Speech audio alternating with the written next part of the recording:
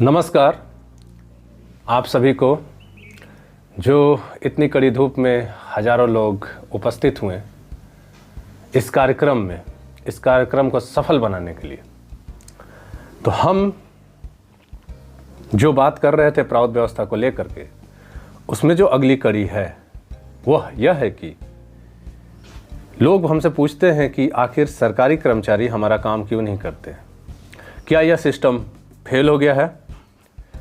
कोई भी व्यक्ति सरकारी ऑफिस जाता है और उसका काम नहीं होता है। आप कहीं भी चले जाइए, कोर्ट चले जाइए, हॉस्पिटल चले जाइए, ब्लॉक चले जाइए, आपका काम नहीं होगा। और होगा आपका काम तो घूस ले करके होगा। तो और भी आप अगर ज़्यादा ईमानदार हैं और घूस नहीं दे रहे हैं तो आपका काम 1 साल नहीं, 2 साल नहीं, 10 साल नहीं, हो सकता है कि पीढ़ी दर पीढ़ी नहीं हो। तो क्या यह सिस्टम जो है, यह सिस्टम फेल हो चुका है? क्या इस सिस्टम से कोई उम्मीद नहीं है? और अगर इस सिस्टम से कोई उम्मीद नहीं है तो क्या कोई ऐसा सिस्टम है जिससे उम्मीद की जा सकती है? क्योंकि एक छोटा बच्चा भी जानता है कि सरकारी काम बिना घूस का नहीं होता है, सरकारी काम बिना पैरवी का नहीं होता है, सरकारी काम होने में बहुत लेट होता है। तो इसको सुधारा कैसे जाए? अभी के जो वर्तमान व्यवस्था है, यह व्यवस्था शोषण करने के लिए बनी हुई है। भारत आज़ाद हो गया, लेकिन भारत 36,000 कानूनों से आज़ाद नहीं हुआ जो अंग्रेजों ने बनाया था। और अंग्रेजों ने किस लिए वो कानून बनाया था? भारतीयों पर शासन करने के लिए। तो जो कानून के द्वारा अंग्रेज भारतीयों पर शासन करते थे, वह सारे के सारे कानून आज भी लागू हैं। मतलब जो सिस्टम उन्होंने बनाया था वह पूरा का पूरा सिस्टम है, बस उसका प्रिंसिपल चेंज हो गया। मान लीजिए एक परिवार है, उस परिवार में क्या करता है एक व्यक्ति, उस पूरा परिवार का जो मुखिया है वो जो मुखिया को मार करके, दूसरे मुखिया को मार करके वो उसमें आकर के शासन करने लगता है और कानून ऐसा बनाता है कि वह उसका शासक दिखे, ना कि पालक। तो अगर उस शासक को हटा करके दूसरा कोई व्यक्ति मुखिया बन जाता है तो क्या वह पालक बनेगा या शासन करने वाला बनेगा? बिल्कुल शासन करने वाला बनेगा, क्योंकि शासन जो होता है वो होता है कानून से।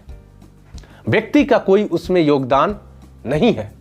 आप किसी भी व्यक्ति को वहां रख देंगे, वह किससे चलेगा? कानून से चलेगा। कौन सा कानून? जो कानून अंग्रेजों ने बनाया है। एक कानून का मैं उदाहरण देता हूं आपको। स्वास्थ्य में उन्होंने एक कानून बनाया है कि कोई भी लाइफ स्टाइल डिजीज ठीक नहीं हो सकती है। जैसे बीपी ठीक नहीं हो सकता है, शुगर ठीक नहीं हो सकता है, और अगर कोई दवा करता है कि बीपी और शुगर ठीक हो सकता है तो उसे जेल होगी। क्यों यह कानून बनाया गया? यह कानून इसलिए बनाया गया क्योंकि भारतीयों का उनका शोषण करना था, भारतीयों को उन्हें लूटना था। क्योंकि यहां पर ऐसी परंपरा थी जो दिनचर्या के द्वारा, खान पान के द्वारा, जड़ी बूटी के द्वारा इसको पूरी तरह से ठीक किया जा सकता था। लेकिन अगर आपको लूटना हो तो आप ठीक बोलेंगे तो नहीं लूटाएगा। इस तरह WHO ने 8,000 बीमारियां बताई हैं। मतलब पूरे देश में अगर मात्र 5 करोड़ लोग भी शुगर से पीड़ित हैं तो 5 करोड़ इंटू, अगर वो महीना में 5,000 का दवा खाते हैं तो होता है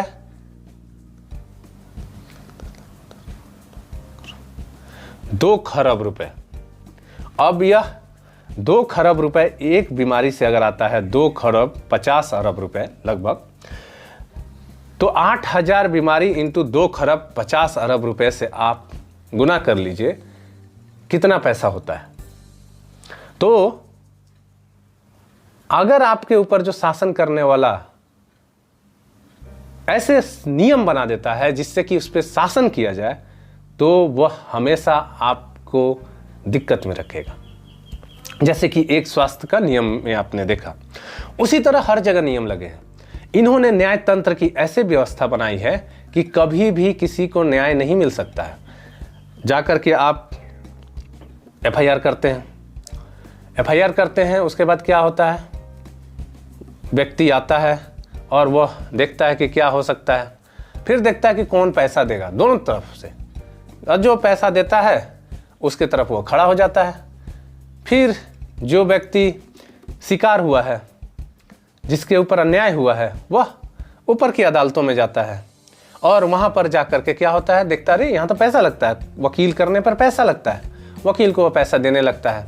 1 साल होता है, 2 साल होता है, 10 साल होता है, वह पैसे देते देते थक जाता है, उसका घर द्वार बिक जाता है और फिर भी उसे न्याय नहीं मिलता। तो यह सिस्टम ऐसा बनाया गया है कि इस सिस्टम में ना आपको स्वास्थ्य मिल सकता है, ना आपको न्याय मिल सकता है, ना आपको शिक्षा मिल सकती है। आपको केवल और केवल एक ही चीज मिल सकता है, वह है अन्याय और वह है शोषण। तो यह जो कानून व्यवस्थाएं हैं वो आपके शोषण के लिए बनाई गई थी और आज भी वह कानून जारी है। तो यह जो सरकारी कर्मचारी है वह फंसे हुए लोग हैं, वह कानून के द्वारा चलते हैं, कानून के द्वारा संचालित होते हैं। जब तक कानून नहीं बदलेगा, अंग्रेजों के द्वारा बनाया हुआ, तब तक यह कर्मचारी इसमें से केवल और केवल शोषण करने के लिए उपयोगी है। आप जाएंगे किसी भी सरकारी दफ्तर तो वहां आप देखेंगे कि एक वर्ड का बहुत उपयोग होता है, उसका नाम है सरकारी कर्मचारी। कभी भी आपने नहीं सुना होगा कहीं भी जनता कर्मचारी, कहीं आपने सुना है? कभी भी नहीं सुना। सरकारी कर्मचारी क्यों लिखा हुआ है? क्योंकि वह सरकार का कर्मचारी है। सरकार जो बोलेगा वह करेगा, कानून जो बोलेगा वह करेगा। वह इसलिए नहीं वहां पर नियुक्त हुआ है कि जनता जो बोलेगी वह करेगा। तो इसमें क्या विडंबना है? जब जनता जाती है और उसका काम नहीं होता है तो कोई विडंबना नहीं है। लेकिन यह आपकी समझदारी की कमी है कि आप उस चीज को समझ रहे हैं कि वह मेरा काम करके देगा। यह आपकी भूल है। तो आपने एक देखा होगा कि अगर गांव का कोई आदमी जाता है किसी अफसर के पास और उस अफसर से बड़ा IAS अफसर उसके पास आता है तो वो किसके जी हुजूरी करेगा? उस ग्रामीण की या उस IAS ऑफिसर की? बिल्कुल उस IAS ऑफिसर की। क्यों? क्योंकि वह जनता का कर्मचारी नहीं है, वह सरकार का कर्मचारी है। वह सरकार का कर्मचारी क्यों है? यह सोचने वाली बात है। क्यों? क्योंकि सरकार उसे वेतन देती है, सरकार उसको प्रमोशन देती है और सरकार ही उसका प्रमोशन रोक सकती है। मतलब वह जो भी चीज पाता है वह सरकार से पाता है, चाहे लाभ हो या हानि। उसे डर है अगर वह सरकार की बात नहीं मानेगा, अफसरों की बात नहीं मानेगा, कानून से नहीं चलेगा तो उसे हानि होगा। और उसे यह बात पता है कि अपने अफसरों की बात मानेगा, कानून की बात मानेगा तो उसे लाभ होगा। और जनता की बात मानेगा तो उसे क्या मिलेगा? उसे कुछ नहीं मिलेगा। क्यों? क्योंकि वह जनता का कर्मचारी है ही नहीं। जनता जाएगी कि आप मेरा जमीन का जो केस है उसे आप सॉल्व कर दीजिए। वो देखेगा कि कौन कितना पैसा दे रहा है। क्यों? क्योंकि वह जनता का कर्मचारी नहीं है। जनता से अगर वह जनता का काम नहीं करेगा तो उसे जनता का से किस बात का भय?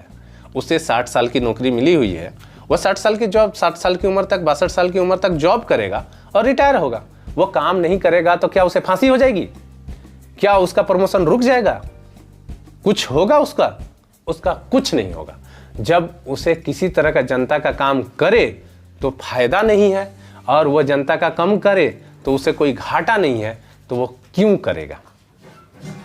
तो प्राउड कहता है, प्राउड सिस्टम में हम एक बात देखते हैं, हम सोचते हैं कि इस तरह का व्यवस्था अगर हो जाए तो हर कर्मचारी जनता का कर्मचारी हो जाएगा। वह कौन सी व्यवस्था है? वह व्यवस्था है कि जब कोई व्यक्ति सरकारी में नियुक्त होता है तो उसे पहले से पता होना चाहिए कि सबसे पहली बात कि वह जनता का कर्मचारी है, पहला। दूसरा, हर कर्मचारी के टेबल पे उसका नाम, उसका पद लिखा हुआ रहता है, लेकिन आगे भी कुछ लिखा होना चाहिए कि वह कौन कौन काम के लिए जिम्मेदार है। तीसरा, चौथा चीज लिखा होना चाहिए वह कितना दिन इस काम में, आप जो काम उसे सौंपे हैं उसमें वह लेट कर सकता है। चौथा, पांचवा चीज यह होना चाहिए कि लेट होने के बाद भी अगर वह काम करके आपका नहीं देता है तो इसके ऊपर क्या जुर्माना लगेगा और इसे क्या सजा होगी। छठा चीज, आपका जो काम इसने नहीं किया और आपने अगर इस काम के लिए आपने सरकार को, जैसे कि आपको पासपोर्ट बनाना है और आपने पैसा पे किया था, या आपको कोई डॉक्यूमेंट्स बनाना है और आपने पैसा पे किया था, तो वो पैसा आपको लौटा करके उतना पैसा सूद के साथ सरकारी कर्मचारी के पेमेंट से काट करके आपका काम मात्र 3 दिन के अंदर में आगे करके दिया जाए। तो इसमें क्या हो रहा है, इस तरह की जब व्यवस्था होगी तो इसमें सरकारी कर्मचारी को पता रहेगा कि वह जनता का काम नहीं करेगा तो उसे हानि उठाना पड़ेगा, वह जनता का काम नहीं करेगा तो उसे लाभ प्राप्त नहीं होगा, तब जाकर के वह जनता का कर्मचारी बनेगा। तो यह जो लोग हैं आज सरकारी कर्मचारी, यह जनता का कर्मचारी अभी बने नहीं है और इस व्यवस्था में कभी भी वह जनता के कर्मचारी नहीं बनेंगे। इस व्यवस्था में जो सरकारी कानून है वह कहते हैं कि लूटो, जितना जनता को लूट सकते हो उतना लूटो, तुम लूटो, तुम खाओ और हमें भी खिलाओ। तो ये सरकारी आज के कानून है, अंग्रेजों के कानून है, तो कैसे वह जनता का कर्मचारी बनेगा। तो इस भ्रष्ट कानूनों को हटाइए, क्योंकि इस भ्रष्ट कानून में आप किसी भी कर्मचारी को ले आकर के रखेंगे वह बिल्कुल भ्रष्ट ही बनेगा। यह कानून उसे भ्रष्ट बनाने के लिए, यह ऑफिस उसे भ्रष्ट बनाने के लिए और ये व्यवस्थाएं उसे भ्रष्ट बनाने के लिए बनाई गई हैं। आपको प्राउत व्यवस्था लानी होगी जिसमें कि एक ऑफिस यम नियम से चलेगा, एक ऑफिस इस बात से चलेगा कि अगर वह व्यक्ति काम नहीं करता है जनता का, तो एक टाइम पीरियड के अंदर वह काम करके नहीं देता है तो उसे सजा के तौर पे उसके पेमेंट से काट करके जनता को पैसा दिया जाएगा और उसका काम किया जाएगा। उसे इस बात का डर रहेगा कि उसे हानि होगी जनता का काम नहीं करने से, और उसे यह पता रहेगा कि जनता का काम नहीं करने से उसे लाभ होगा, तब जा करके वह जनता का कर्मचारी बनेगा। और भी चीज़ें हम इसमें जोड़ेंगे और सारी चीज़ें हम अभी नहीं बता सकते हैं कि हम सरकारी कर्मचारी को जनता कर्मचारी बनाने के लिए क्या क्या करने वाले हैं, लेकिन और भी जो चीज़ें हमने बताई ये तो होगा ही, और भी इससे बेहतर चीज़ें होंगी। तो अगर आपको ऐसी व्यवस्था चाहिए तो इस व्यवस्था को समझिए और व्यवस्था को ज़्यादा से ज़्यादा लोगों तक पहुंचाइए।